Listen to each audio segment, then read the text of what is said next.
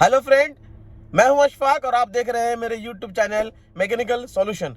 आज हम जिस टॉपिक को आपके साथ शेयर करने वाले हैं उस टॉपिक का नाम है बेल्ट कन्वेयर सिस्टम, जिसका हम एक्सप्लेन करेंगे इंट्रोडक्शन, उसके सारे कंपोनेंट को और उसके सारे कंपोनेंट के डिफिनेशन को। तो चलें मेरे स्लाइड की तरफ, जहां हम आज आपको ये सारे बेल्ट कन्वेयर के हर एक सिस्टम में कौन कौन से कंपोनेंट लगे रहते हैं वो सारे कंपोनेंट को आपके साथ शेयर करने वाला हूँ।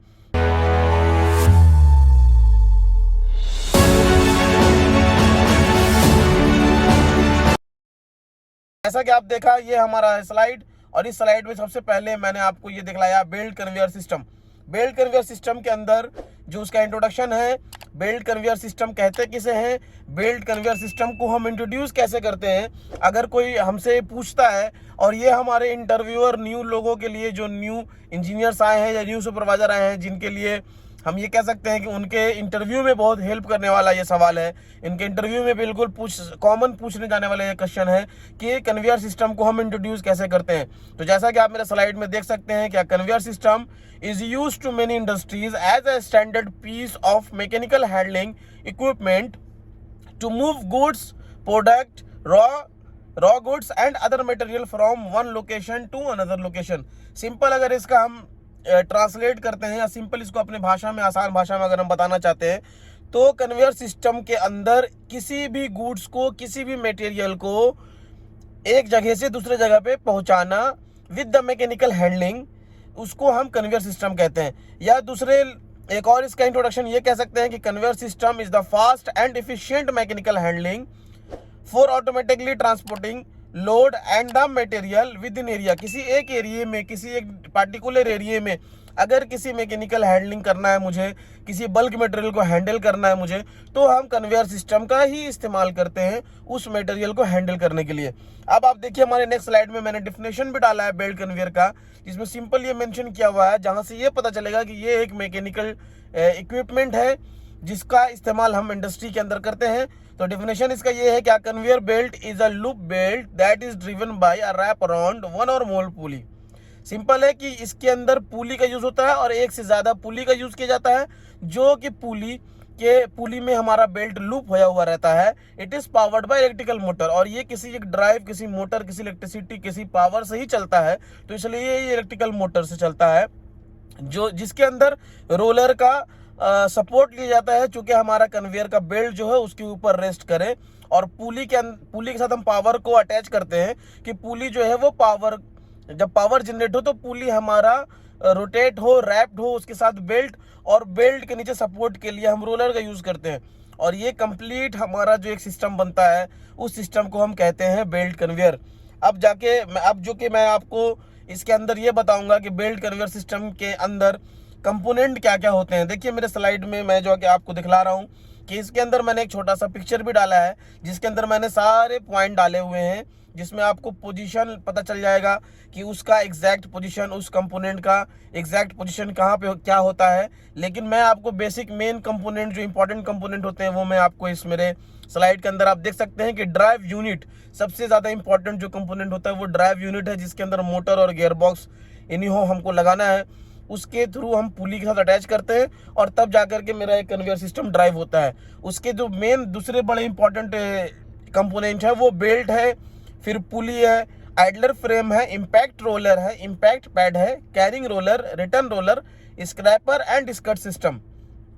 ये हमारे वेरी बेसिक और बहुत ही इंपॉर्टेंट कंपोनेंट है। अब मैं आपको इस स्लाइड के अंदर एक एक कंपोनेंट को एक्सप्लेन करूंगा। ड्राइव यूनिट, जिसके अंदर मैंने मेंशन किया मोटर एंड गियर। आप देख सकते हैं कि the drive is the part of the conveyor which power the conveyor. It can refer to motor और assembly which mount the motor to the conveyor, also known as drive assembly. जब एक gear box, motor और एक drive part जो भी था, coupling and motor and gear box, जब हम उसको एक यूनिट बोलते हैं, उसको कहते हैं हम ड्राइव यूनिट। जो कि इसके अंदर देखिए मैंने मेंशन किया है कि जहाँ पे मोटर माउंट होता है, जहाँ पे असेंबल होता है, उसको हम ड्राइव असेंबली भी बोलते हैं। अभी ड्राइव इस कन्वेयर सिस्टम में दो तरह का यूज करते हैं, एक motor with gear and geared motor. एक सिस्टम में मोटर बिल्कुल अपना एक सेपरेट होगा, उसके अंदर गियर बॉक्स सेपरेट होगा।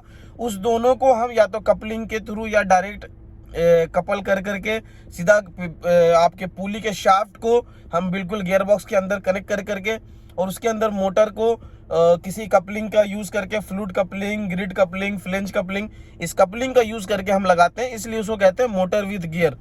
और कुछ ड्राइव ऐसे होते हैं जो आप ऑलरेडी देखे होंगे, मार्केट में भी अवेलेबल है और प्लांट के अंदर भी दिखता है, गियर्ड मोटर। मोटर और गियर बिल्कुल एक साथ असेंबल होकर के आता है, उसके अंदर गियर बॉक्स को हम अलग नहीं करते हैं, गियर बॉक्स और मोटर दोनों एक साथ होता है, इसलिए उसको कहते हैं गियर मोटर ड्राइव। अब देखिए कंपोनेंट ऑफ बेल्ट के अंदर मैंने सेकंड जो डाला वो बेल्ट है, थर्ड जो है वो पुली है।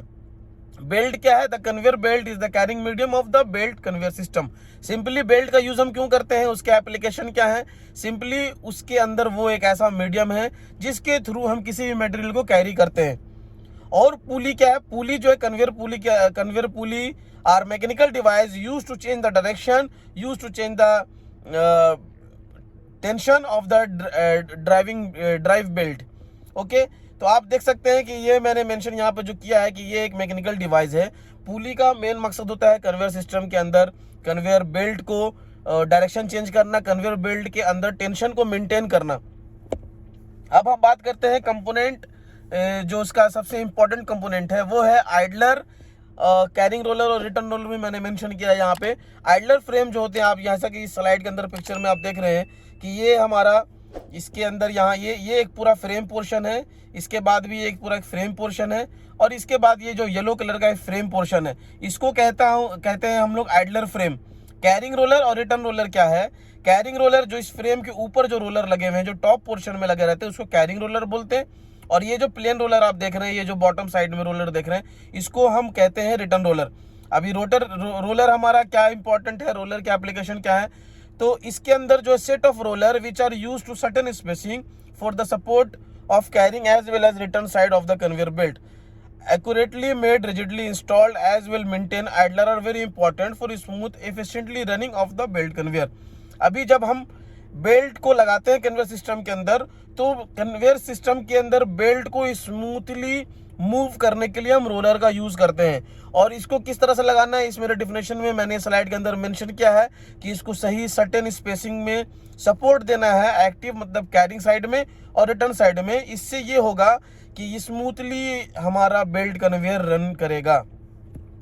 अभी जो हमारा एक बहुत ही इंपॉर्टेंट कंपोनेंट है जिसको हम कहते हैं इम्पैक्ट रोलर और इम्पैक्ट पैड। ये देखिए, ये जो आप जो देख रहे हैं, ये सेट हमारा ये जो है जिस रोलर के साथ ये जो 3 सेट है, ये 3 रोलर का एक सेट आप यहाँ पे देख रहे होंगे, ये होता है इम्पैक्ट रोलर का सेट। और यहाँ पे आप देख सकते हैं, यहाँ पे ये पैड जैसा है, पीछे देखिए टेल पुली मैंने मेंशन किया है, और ये जो ब्राउन कलर का है ये बेल्ट है, और ये नीचे जो व्हाइट कलर की पट्टी दिख रही है, ये पट्टी हम कहते हैं इम्पैक्ट पैड।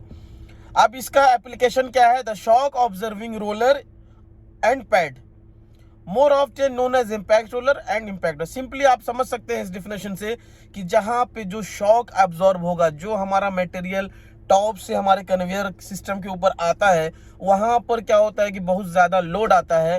तो that's why the shock observing और लोड ऑब्जर्विंग, तो उस पार्ट के अंदर, उस पोर्शन के अंदर हम इस तरह के पैड को और इस तरह के रोलर का इस्तेमाल करते हैं, जिससे क्या होता है, हमारा जो रेजिस्ट करता है, हमारा बेल्ट को सेव करता है, हमारा स्ट्रक्चर को सेव करता है। तो ये बहुत ही इंपॉर्टेंट कंपोनेंट है हमारे कन्वेयर सिस्टम के अंदर।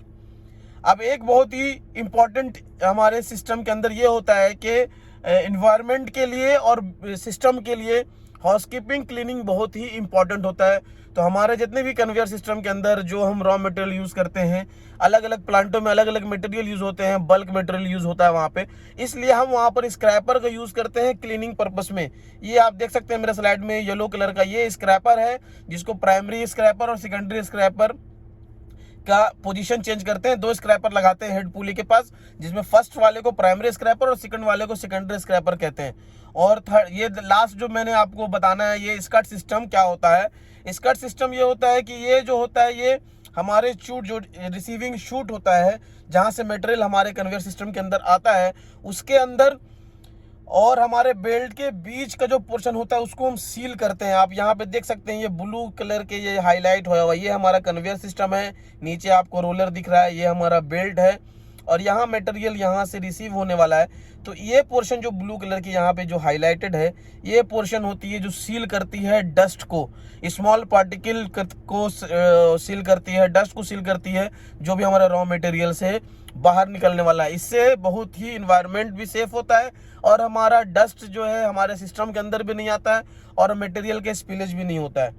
तो मेरे भाई और मेरे जो व्यूअर हैं, आपको जो मैंने आज बताया है बहुत ही इम्पोर्टेंट और बहुत ही ज़्यादा हर प्लांटों के अंदर मटेरियल हैंडलिंग सिस्टम के अंदर सबसे इम्पोर्टेंट इक्विपमेंट और सबसे इम्पोर्टेंट सिस्टम जो होता है वो कन्वेयर सिस्टम होता है। और उस कन्वेयर सिस्टम की हर एक कंपोनेंट को मैंने आपको बहुत ही तरीके से डिफाइन किया है, उनके एप्लीकेशन को बताया है। अगर ये मेहनत आपको अच्छा लगा हो तो प्लीज़ मुझे सब्सक्राइब करें, इस वीडियो को लाइक करें। Thank you.